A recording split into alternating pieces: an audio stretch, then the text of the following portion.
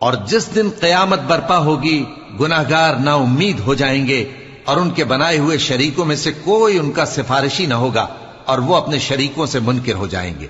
और जिस दिन क़यामत बर्पा होगी उस रोज वो अलग अलग फिरके हो जाएंगे।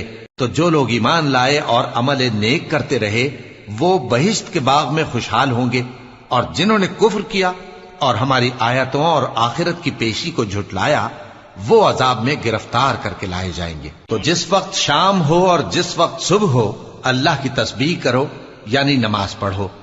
और आसमानों और जमीन में उसी की तारीफ है। और तीसरे पहर भी और जब दोपहर हो उस वक्त भी नमाज पढ़ा करो। वही जिंदा को मुर्दे से निकालता है और वही मुर्दे को जिंदा से निकालता है, और वही जमीन को उसके मरने के बाद जिंदा करता है, और इसी तरह तुम दोबारा जमीन में से निकाले जाओगे। और उसी की निशानियों में से है कि उसने तुम्हें मिट्टी से पैदा किया